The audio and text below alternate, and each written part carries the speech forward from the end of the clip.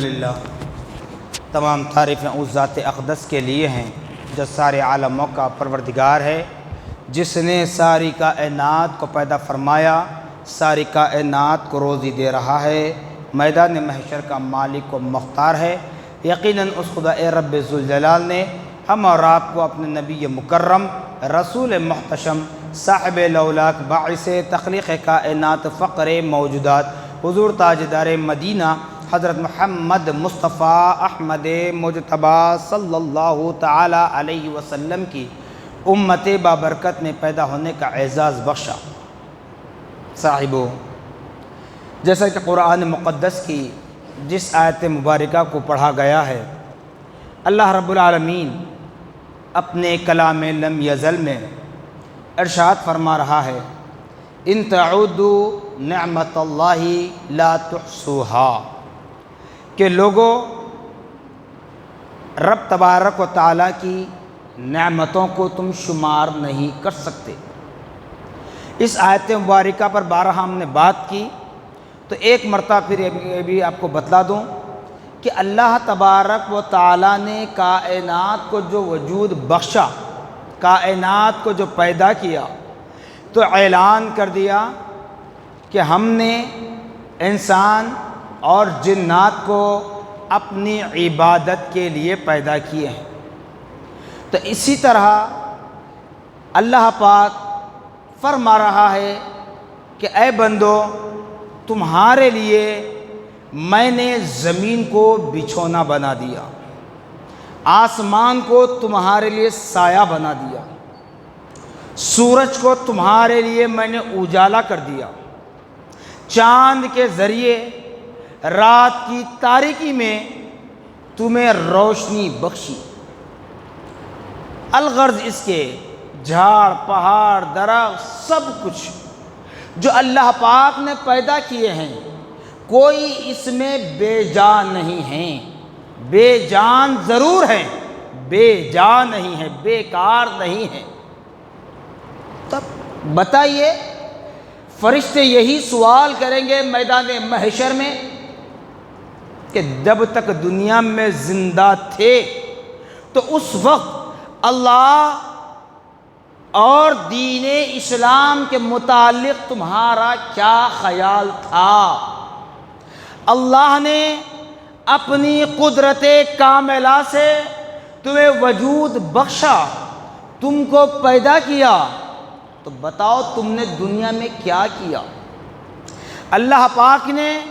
تمہیں دولت سے نوازا، جسمانی اعضاء کو اگر لیں، الحمدللہ ثم الحمدللہ، اللہ پاک کی تخلیق میں 90% ایسے لوگ ہیں جو صحیح سالم ہیں، تندرست ہیں، صحت مند ہیں۔ ہر چیز کا جواب دینا ہے۔ تو خدا کا یہی سوال ہوگا کہ بندے، میں نے تیرے لیے جب یہ کیا تو بتا تو نے میرے لیے کیا کیا؟ تو نے میرے لیے کیا کیا؟ جس کو آسان انداز میں آپ کو بتاؤں، میں تو ہمیشہ یہی کوشش کرتا ہوں کہ دقیق الفاظ کا استعمال نہ ہو، ایسے الفاظ کا استعمال کروں جس سے مجھ جیسے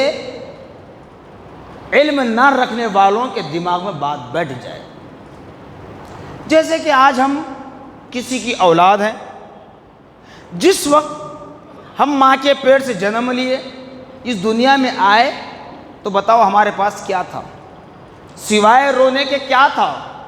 کیا ہمارے ہاتھوں میں کچھ طاقت اتنی تھی کہ ہم کوئی چیز کو پکڑ سکیں؟ کیا ہمارے پیروں میں اتنی طاقت تھی کہ ہم بھاگنا چلنا تو دور ہے، پیدا ہوتے ہی رینگنا تو شروع نہیں کیا نا، سوائے جگہ پہ پیر ہلانے کے؟ تو جس ماں نے، جس باپ نے ہماری اتنی پرورش کی، جب ہماری اس طریقے سے تربیت کی، تو بتاؤ جب ہم نوجوانی کی عمر کو پہنچ جائیں، پھر اس کے بعد ہمارا نکاح ہو جائے، تو ہم کیا اس شریک حیات کی آڑ میں اپنے ماں باپ کے اس دور کو، اس زمانے کو بھول بیٹھیں گے؟ یہ اور بات ہے کہ کہیں کچھ معاملات الگ ہوتے ہیں، لیکن جو آمدن جانتے بوجھتے ایسے حرکت اگر کریں گے تو جب بوڑھے ماں باپ آپ سے سوال نہیں کریں گے کہ بیٹا کیا یہی دن دیکھنے کے لیے تمہیں تربیت کی تھی ہم نے، کیا یہی دن دیکھنے کے لیے ہم نے تمہاری پرورش کی تھی، تو اس وقت ماں باپ کو کیا جواب دو گے؟ تو خدائے رب العالمین بھی میدان محشر میں یہی سوال کرے گا، کیا یہ کالا دن لے کر آنے کے لیے، یہ زنگ آلود دن لے کر آنے کے لیے تمہیں دولت سے نوازا تھا، تمہیں جو علم سے نوازا تھا، تمہیں جو ہنر سے نوازا تھا، جو تمہیں طاقت سے نوازا تھا، جو تمہیں دنیا کی دولت سے سرفراز کیا تھا، تو کیا آج جب میری بارگاہ میں آؤ تو سوائے نہیں ہاں لا ادری، میں نہیں جانتا، ہائے افسوس، یہ کہنے کے لیے تمہیں بھیجا گیا تھا؟ نہیں، بلکہ اللہ پاک نے ہمیں اپنی اطاعت گزاری فرما برداری کے لیے پیدا کیا ہے۔ اسی لیے ہم رب تبارک و تعالیٰ کو راضی کرنے کی کوشش کریں، اور قرآن پاک یہی بتا رہا ہے کہ لوگوں، رب تبارک و تعالیٰ کی نعمتوں کو تم شمار نہیں کر سکتے۔ آج ہم چند نمازیں پڑھ لیں، جی چند سجدے کر لیں، چند روزے رکھ لیں رمضان کے آنے پر، چند زکوٰۃ کی رقم ادا کر دیں، زندگی میں ایک مرتبہ حج کر لیں، تم یہ اتراتے ہیں ہم اپنے اعمال پر، میں نمازی ہوں، میں صائم ہوں، میں سخی ہوں، میں خانہ کعبہ کا طواف کر چکا ہوں۔ اللہ معاف کرنے والا ہے، اللہ معاف کرنے والا یقیناً، لیکن اللہ تعالیٰ جہاں فرما رہا ہے میں معاف کرنے والا ہوں، وہیں پر آگے فرما رہا ہے میں غافلوں کی مدد نہیں کرتا، میں غافلوں کی مدد نہیں کرتا۔ تو معلوم کیا ہوا؟ اللہ معاف ان لوگوں کو کرے گا جو سچی توبہ کرتے ہیں، توبۃ نصوحا کرتے ہیں، پھر اس کے بعد کوئی گناہ کا کام نہیں کرتے، کوئی ایسا غلط کام نہیں کرتے جس سے اللہ اور اس کا رسول خوش نہ ہو، ناراض ہو جائے۔ جو ایسے کام نہیں کریں گے ان کے لیے معافی ہے، یا پھر ایسے لوگوں کے لیے معافی ہے جو ہمیشہ ہمیشہ اللہ اور اس کے رسول مقبول صلی اللہ تعالی علیہ وسلم کی رضا و خوشنودی کے لیے اعمال صالحہ کرتے رہتے ہیں، اللہ کے انعام یافتگان بندوں کے راستے پر چلا کرتے ہیں، کبھی نفسانی خواہشات کی تکمیل کے لیے یا شیطان کے وسوسے میں آ کر یا عقلوں پر، آنکھوں پر، کانوں پر وہ پردہ پڑ جائے جس سے نہ حق سنا جائے، نہ حق دکھا جائے، نہ حق سمجھا جائے، تو ایسے موقع پر اگر اس بندے سے گناہ سرزد ہوتا ہے تو اللہ ان کی مغفرت فرمائے گا، ان کے گناہوں کو معاف کرے گا۔ نعوذ باللہ معذرہ، میں کسی پر طنز نہیں کر رہا ہوں، مجھ جیسا گناہگار توبہ کر لے پھر گناہ کرے، توبہ کرے پھر گناہ کرے، تو بتاؤ معافی کی کوئی امید ہے؟ ہم اپنی اولاد کو کتنا برداشت کرتے ہیں، پڑھانے والے ٹیچرز اپنے اسٹوڈنٹ کی غلطیوں کو کتنا برداشت کرتے ہیں، ایک بار، دو بار، تین بار، اس کے بعد کوئی برداشت کرے گا نہیں، تو پھر ہمارے اعمال کو اللہ رب العالمین کیسے برداشت کر رہا ہے؟ یاد رکھ لے، میں نے بارہا کہا، ہمیشہ کہتا ہوں، انشاءاللہ آخری دم تک کہتا رہوں گا، اگر ہم اپنے اعمال کا محاسبہ کر لیں، اپنے اعمال کا جائزہ لیں، اپنے اعمال پر نظر ڈال لیں، تو یقین جانیے کہ اللہ کی رحمت ایک لمحے کے لیے بھی ہم پر نازل نہیں ہو سکتی، اللہ کی رحمت ہم پر ایک لمحے کے لیے بھی نازل نہیں ہو سکتی۔ یہ اللہ والوں کا صدقہ ہے، اللہ کے انعام یافتگان بندوں کا صدقہ ہے، ان کا طفیل ہے، ان کی نظر عنایت ہے کہ جو اللہ رب العالمین ہمیں کھانے کے لیے رزق دے رہا ہے، بدن ڈھانکنے کے لیے کپڑا دے رہا ہے، سر چھپانے کے لیے سایہ دے رہا ہے۔ کیوں؟ اس لیے کہا جاتا انظروا الی اسلاف الماضیہ۔ یہاں ترجمہ کرنے والے حضرات نے دو طریقے سے ترجمہ کیا اور دونوں بھی حق ہیں۔ ایک تو یہ کہ لوگوں تم اپنی پچھلی زندگی کو دیکھو، جو گفتگو کے آغاز میں نے کہا کہ جب ہم ماں کے پیٹ سے جنم لیے تو ہمارے اندر کوئی صلاحیت نہیں تھی، ٹھیک ہے، پچھلی زندگی۔ دوسرا معنی یہ بتلایا جاتا جو اہم ہے کہ تم اپنے اسلاف کی زندگی کو دیکھو۔ اسلاف سے مراد ہمارے باپ دادا پردادا نہیں، بلکہ نبی مکرم محمد الرسول اللہ صلی اللہ تعالیٰ علیہ وسلم، دیگر انبیاء و رسول اجمعین علیہ السلام، نبی پاک صلی اللہ علیہ وسلم کے صحابہ، نبی پاک صلی اللہ علیہ وسلم کے اہل بیت، نبی پاک صلی اللہ علیہ وسلم کے ازواج مطہرات، نبی پاک صلی اللہ علیہ وسلم کے اولاد امجاد کی زندگیوں کو پڑھیں۔ اس کے بعد تابعین، تبع تابعین، ائمہ اربعہ، سلاسل طریقت، پھر اس کے بعد علماء اکرام، ان کی زندگیوں کو پڑھیں، معلوم ہوگا۔ جیسے ابھی محرم الحرام کا مہینہ ختم نہیں ہوا، آج 30 تاریخ ہے۔ جب اکابر کی زندگیوں کو پڑھنے کی بات آئی ہے، آج ہم نماز پڑھتے ہیں، میں سمجھتا ہوں شاید ہماری نمازیں بہت مشکل سے ادا ہوتی ہیں، بہت مشکل سے، اور پوری دنیا کا اگر محاصرہ کیا جائے، جائزہ لیا جائے، تو سمجھتا ہوں کہ 10% ساری دنیا کے مسلمان 10% 5 وقتہ نماز ادا کرتے ہیں۔ آپ سوچ رہے ہوں گے 100 میں سے 10 کہہ رہے ہیں، میں ساری دنیا کے اعتبار سے کیوں کہہ رہا ہوں؟ یہ ہر انسان جان سکتا ہے، ہر میرا نوجوان بھائی جان سکتا ہے، ہر بزرگ حضرات جان سکتے ہیں۔ اذان ہوتی ہے، ہم اپنے کاروبار میں مصروف، اذان کی آواز آتی ہے، ہم اپنے چبوتروں پر مصروف، اذان کی آواز آتی ہے، ہم اپنے فونوں میں مصروف، یعنی دنیاوی کاموں میں مصروف رہتے ہیں۔ نماز کو بھی ہم نے فیشن بنا لیا۔ اگر ہمارے گھر میں کوئی بیمار ہو جائے، کسی کا انتقال ہو جائے، یا متبرک ایام آ جائیں، مقدس راتیں آ جائیں، تو اس وقت جیسے ساری دنیا میں، اگر ریاست کے اعتبار سے بات کرو تو آپ ریاست تلنگانہ دیکھ لیں، شہر کے اعتبار سے بات کرو تو حیدرآباد دیکھ لیں، اگر محلے کے اعتبار سے کہوں تو اپنے محلے کی ہر مسجد کو آپ دیکھ لیں، معراج ہو، برات ہو، قدر ہو، رمضان کے دن اور رات ہوں، جمعہ کا دن ہو، عید الفطر ہو، عید الاضحیٰ ہو، عاشورے کا دن ہو، ہر مسجد بھر کر نکلتی ہے۔ پھر 5 وقت کی نمازوں میں کہاں رہتے ہیں مسلمان؟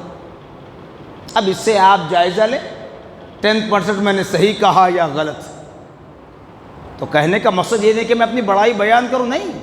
میں یہ نہیں کہتا کہ میں 5 وقتہ نمازی ہوں، میں یہ دعویٰ نہیں کر سکتا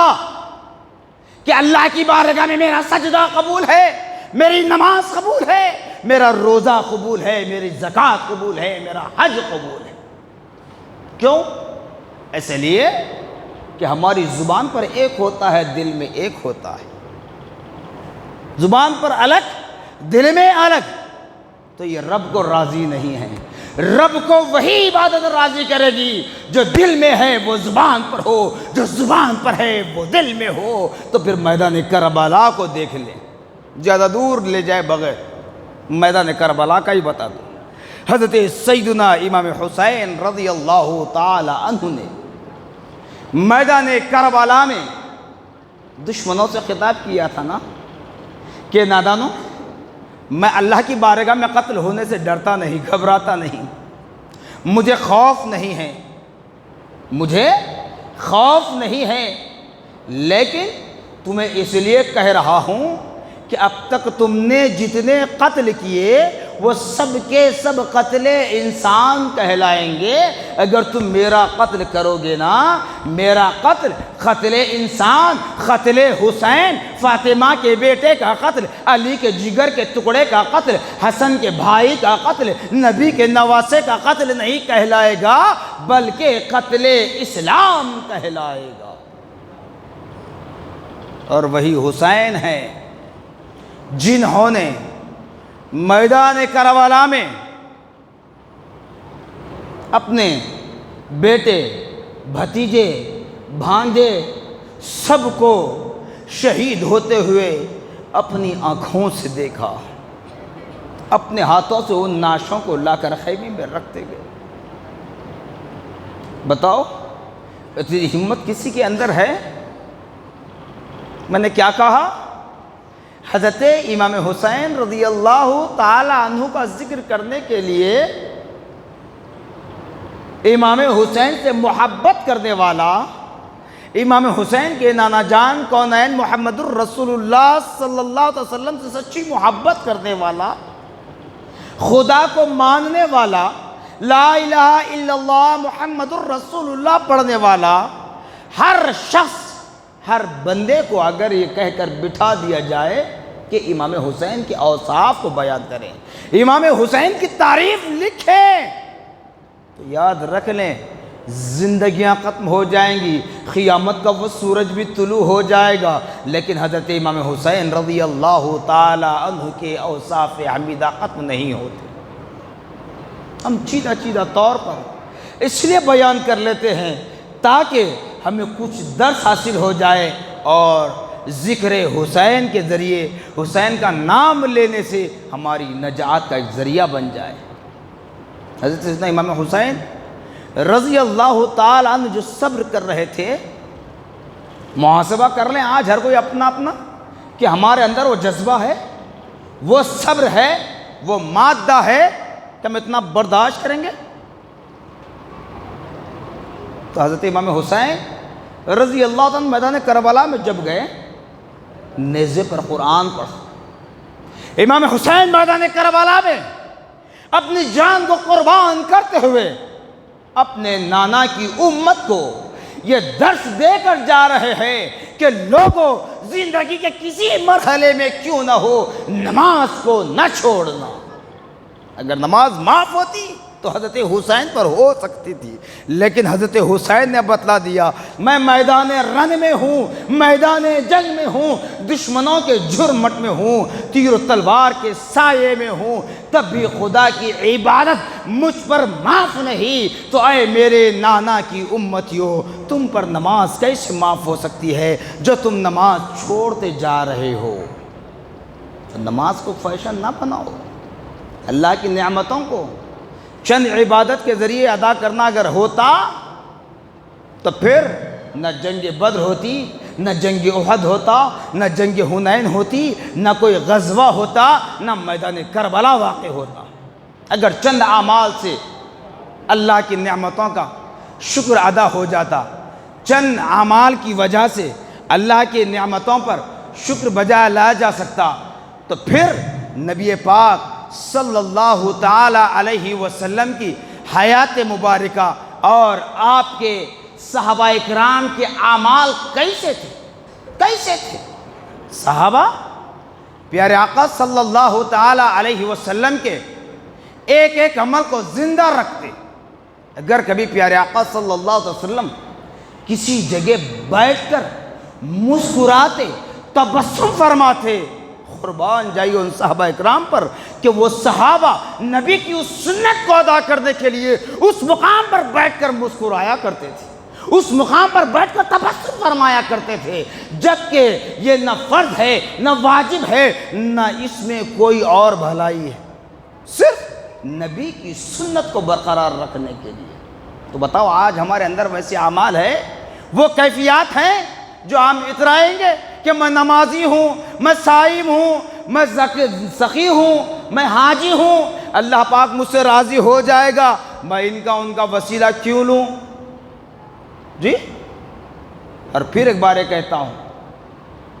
کیونکہ سوشل میڈیا پر باتیں دیکھنے میں آ رہی ہیں بار بار، تو اس لیے آپ کو آگاہ کرتا ہوں، یزید پلید جو حضرت امام حسین کا قاتل تھا، قاتل ہے، کل قیامت تک قاتل ہی کہلائے گا،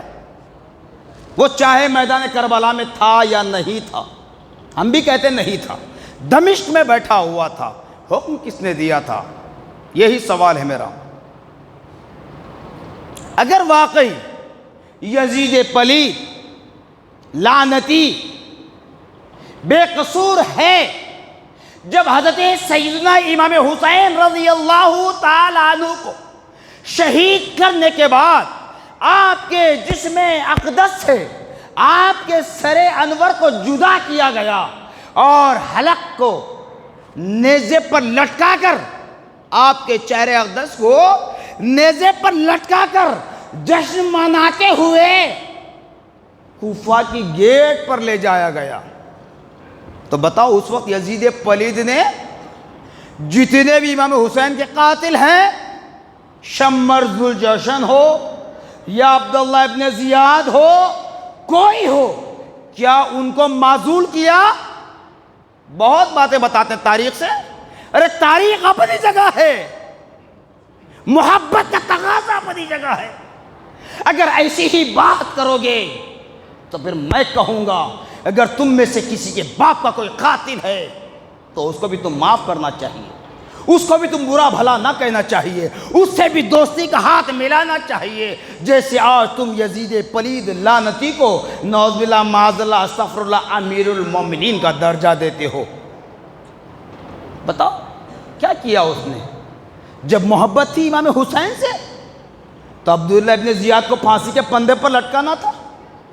جب محبت تھی امام حسین سے، امام حسین کو قتل کروانا نہیں چاہتا تھا تو شمر ذوالجوشن کو کاٹ کاٹ کر اس کے ٹکڑے ٹکڑے کر دینا تھا۔ جب نبی سے، نبی کی آل سے تجھے محبت تھی تو پھر اس یزید پلید لعنتی کو جو اپنا رہنما اور رہبر کہتے ہو، پھر سوال کر رہا ہوں ان سے، مدینے پر چڑھائی کس نے کی؟ مکہ مکرمہ کو ڈھانے کی نیت سے پھر کون آیا تھا؟ ابابیل کی بات نہیں کر رہا ہوں، ہاتھی والوں کی بات نہیں کر رہا ہوں، اسی یزید پلید نے حرمین شریفین کے تقدس کو پامال کرنا چاہتا تھا، اسی یزید پلید نے شراب پیا کرتا تھا، یہی وہ یزید پلید ہے۔ اسلام اور قرآن جو اٹل فیصلہ ہے، جو اٹل فیصلہ کیا جا چکا ہے کہ اسلام میں جن عورتوں سے نکاح حرام تھا، حرام ہے، قیامت تک حرام رہے گا، ان عورتوں سے بھی نکاح کو اسی یزید پلید نے جائز قرار دیا تھا۔ اب کیا کہو گے؟ اب کیا کہو گے؟ تو خدا را یاد رکھ لیں، اگر خاتمہ بالخیر چاہتے ہو، مرتے وقت زبانوں پر کلمہ طیب لا الہ الا اللہ محمد الرسول اللہ جاری کروانا چاہتے ہو، بآسانی اپنی روح کو پرواز کرنا چاہتے ہو، اگر چاہتے ہو کہ جب تمہاری روح پرواز ہو تو تمہاری روح کو رب کی بارگاہ میں لے جانے کے لیے فرشتے ایک کے بعد دیگر ایک دوسرے پر سبقت لے جائیں کہ میں اس بندے کی روح کو خدا کی بارگاہ میں پہنچاؤں گا۔ اگر یہ مقام و مرتبہ چاہتے ہو، قبر کی زندگی میں کامیابی چاہتے ہو، قبر کے اندھیرے میں اجالا چاہتے ہو، میدان محشر میں خدا کے انعام یافتگان بندوں کے ساتھ حشر چاہتے ہو، میدان محشر میں پیارے آقا محمد الرسول اللہ صلی اللہ تعالیٰ علیہ وسلم کی شفاعت عظمیٰ چاہتے ہو، میدان محشر میں حوض کوثر پر پیارے آقا محمد الرسول اللہ صلی اللہ علیہ وسلم کے دست نبوت سے جام کوثر پینا چاہتے ہو، رب کی بارگاہ میں حاضر ہو کر دہنے ہاتھ میں رائٹ ہینڈ میں نامہ اعمال کی ڈگری لے کر جنت میں جانا چاہتے ہو تو حسنی اور حسینی بن جائیے، یزید پلید پر جس طرح حسین کے گھر والوں نے نبی کی آل نے لعنت بھیجی ہے، اسی طرح کل صبح قیامت تک لعنت بھیجتے رہو۔ کیوں کہ جب ہمارے باپ کے قاتل سے ہم بدلہ لے سکتے ہیں، ہمارے بھائی کے قاتل سے ہم بدلہ لے سکتے ہیں، ہمارے دوست کے قاتل سے ہم بدلہ لے سکتے ہیں، تو امام حسین اسلام کی جان ہے۔ اگر امام حسین میدان کربلا کا سفر نہ کرتے، میدان کربلا میں اپنی جان کو عزیز نہ جان کر قربان نہ کرتے، تب پھر یہ قرآن ہمارے ہاتھوں میں نہ ہوتا، یہ مسجد محراب و ممبر نہ ہوتے۔ اللہ اس کا رسول حاضر و ناظر ہے کہ امام حسین کی شہادت کا صدقہ ہے یہ مسجد یہ محراب و ممبر ہمیں عطا کیے گئے ہیں، یہ مینار ہمیں عطا کیے گئے ہیں، یہ قرآن ہمیں ملا ہے۔ اسی لیے کہنے والے کسی عاشق حسین نے کیا خوب کہا، قرآن چھپانا یہ ہر عبد الوحید کو آتا ہے، قرآن چھپانا یہ ہر عبد الوحید کو آتا ہے، قرآن بچانا کربلا کے شہید کو آتا ہے۔ جب قرآن بچا نہ ہوتا تو چھپا کیا ہوتا؟ جزاکم اللہ خیرا جزا، وآخر دعوانا الحمدللہ رب العالمین۔